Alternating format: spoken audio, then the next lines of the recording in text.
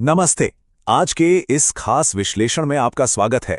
आज हम खेतों में चलने वाली एक ऐसी महाजंग पर बात करने वाले हैं जो सच मानिए किसी थ्रिलर मूवी के क्लाइमैक्स से कम नहीं है। ये लड़ाई है हमारी फसल को तबाह करने वाले जिद्दी कीड़ों और एक बेहद शक्तिशाली रासायनिक रक्षक के बीच। कृषि की दुनिया में ये संघर्ष हर दिन लड़ा जाता है, जहां दांव पर होती है किसानों की महीनों की कड़ी मेहनत और हमारी खाद्य सुरक्षा। तो चलिए इस पूरी बहस और इसके पीछे छिपे विज्ञान को गहराई से समझते हैं।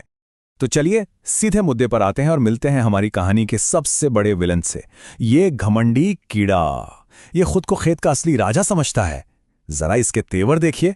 बड़ी बेबाकी से कहता है, हम हैं खेत के असली राजा रे, कपास चूसेंगे, धान गिराएंगे रे, टमाटर मिर्ची भिंडी सबको सुखाएंगे रे। यहां ये जो रे लगाकर बार बार बोल रहा है ना, ये इसके घमंड, इसके ओवर कॉन्फिडेंस और उस बड़े खतरे को साफ दिखाता है जो ये हमारी खेती पर मंडराता है। इसका ये रवैया बता रहा है कि भैया ये कोई मामूली चुनौती नहीं है। अब देखिए इनके निशाने पर होता कौन है? हमारी सबसे अहम फसलें, कपास, धान, टमाटर, मिर्ची और भिंडी। मतलब ये सिर्फ व्यापारिक रूप से ही नहीं बल्कि हमारी रोजमर्रा की थाली का सबसे जरूरी हिस्सा है। और इन पर हमला करने वाले मुख्य अपराधी कौन हैं? जासिड, एफिड और थ्रिप्स। ये छोटे छोटे जीव दिखने में भले ही मामूली लगें, लेकिन पूरी की पूरी फसल को रातों रात तबाह करने की डरावनी ताकत रखते हैं। इनका हमला इतना भयानक होता है कि हरी भरी फसल देखते देखते बर्बाद हो जाती है। यहां आपको एक बहुत ही दर्दनाक विरोधाभास देखने को मिलेगा। एक तरफ तो वो घमंडी कीड़ा है जो अपनी तबाही पर ठहाके लगा रहा है, शेखी बघार रहा है कि कैसे उसने सब कुछ तबाह कर दिया। और दूसरी तरफ है हमारा किसान, एकदम परेशान, बेबस, जो बस ये गुहार लगा रहा है कि कोई तो उसकी इस बर्बाद होती कीड़ों से भरी फसल को बचा ले। ये स्थिति उस भयानक संकट को दिखाती है जिसका सामना अक्सर हमारे किसानों को करना पड़ता है। और ये साफ इशारा है कि अब एक बहुत ही ताकतवर नायक की सख्त जरूरत है। और ठीक यहीं जब सारी उम्मीदें खत्म होती दिखती हैं, बिल्कुल एक ब्लॉकबस्टर फिल्म के हीरो की तरह एंट्री होती है हमारे रक्षक की। Imidacloprid 70% WG। ध्यान दीजिए, ये कोई साधारण रसायन नहीं है बल्कि एक परम रक्षक है। ये बिल्कुल सही समय पर आता है, किसान की टूटती उम्मीद को फिर से जगाता है और कीड़ों के इस आतंक को जड़ से उखाड़ फेंकने का एक बेहद शक्तिशाली दावा पेश करता है। अब आप सोच रहे होंगे कि भाई इसमें ऐसा क्या खास है, ये काम कैसे करता है? तो सुनिए, इसे एक सिस्टेमिक इंसेक्टिसाइड यानी प्रणालीगत कीटनाशक कहा जाता है। इसका सीधा सा मतलब यह है कि यह सिर्फ पत्तियों की ऊपरी सतह पर चिपक कर नहीं रह जाता, बल्कि यह पत्तियों के बहुत गहराई में अंदर तक प्रवेश कर जाता है।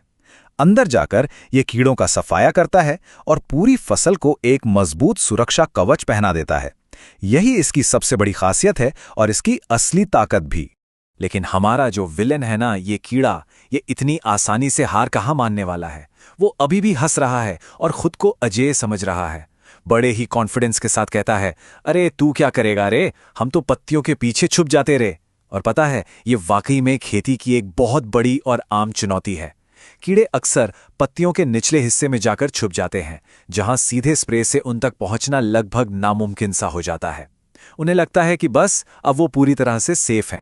इस बात से एक बड़ा और बहुत ही जरूरी सवाल खड़ा होता है। जरा सोचिए, क्या होता होगा जब कीड़े पत्तियों के पीछे इस तरह से छुप जाते हैं? जाहिर सी बात है, जो आम कीटनाशक हम सिर्फ ऊपर से स्प्रे करते हैं वो यहां पूरी तरह नाकाम हो सकते हैं।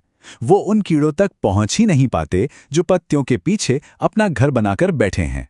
और ठीक यहीं से हमें समझ आता है कि इस खास प्रणालीगत कीटनाशक की जरूरत इतनी अहम क्यों है। तो चलिए डिकोड करते हैं कि यह सिस्टेमिक एक्शन आखिर काम कैसे करता है। इसे स्टेप बाय स्टेप समझते हैं। पहला, यह सिर्फ ऊपर से नहीं बल्कि पौधे के अंदर से वार करता है। यह रसायन पौधे के पूरे सिस्टम में घुल मिल जाता है। दूसरा, यह जड़ से लेकर पत्ती की नोक तक पौधे के हर एक हिस्से को फुल सिक्योरिटी देता है। और तीसरा, जो इसका सबसे घातक वार है, यह सीधे कीड़ों की नसों और उनके नर्वस सिस्टम को ब्लॉक कर देता है। मतलब कीड़ा पौधे के किसी भी हिस्से में छुपे या उसे खाने की जरा सी भी कोशिश करे, वो इसके असर से बच ही नहीं सकता। और इस अचूक सिस्टमिक वॉर का शिकार होता कौन कौन है? एफिड, जैसिड और व्हाइट फ्लाई जैसे वो सारे खतरनाक कीड़े। इमिडाक्लोप्रिड इन सभी कीड़ों की नसें बंद करके इन्हें पूरी तरह से बेअसर कर देता है। सोचिए, जो कीट पहले फसल को तबाह कर रहे थे, अब वो खुद लकवाग्रस्त हो जाते हैं और हमारी फसल वो फिर से आज़ादी की सांस ले पाती है। और ये बदलाव कितना बड़ा होता है, ये जानना वाकई कमाल का है। इमिडाक्लोप्रिड के इस्तेमाल से पहले का हाल देखिए, फसल पूरी तरह बर्बाद, सूखी हुई और कीड़ों से पटी पड़ी थी। लेकिन इसके इस्तेमाल के बाद का नज़ारा एकदम बदल जाता है।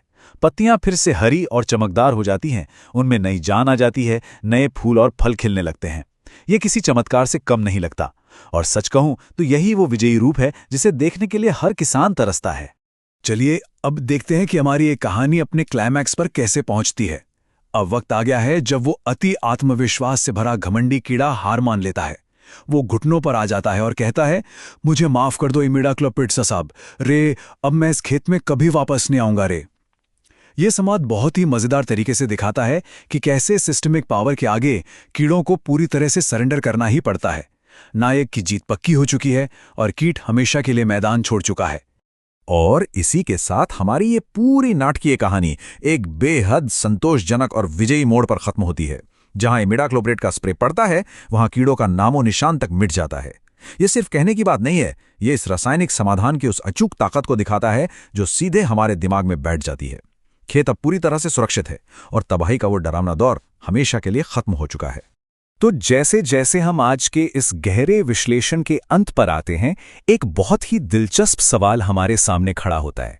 इस लगातार चलने वाली जंग में, जहां कीड़े समय के साथ और भी ज्यादा ढीठ हो रहे हैं, अपनी प्रतिरोधक क्षमता बढ़ा रहे हैं, और दूसरी तरफ कृषि विज्ञान उनका सामना करने के लिए नए नए तरीके खोज रहा है, तो भविष्य में ऐसी और कौन सी अनोखी सिस्टेमिक तकनीकें सामने आएंगी जो दुनिया भर की खेती को सुरक्षित करेंगी? सोचने वाली बात है ना? इसी दिलचस्प सवाल के साथ आज की इस चर्चा में हमारे साथ जुड़ने के लिए आपका बहुत बहुत धन्यवाद।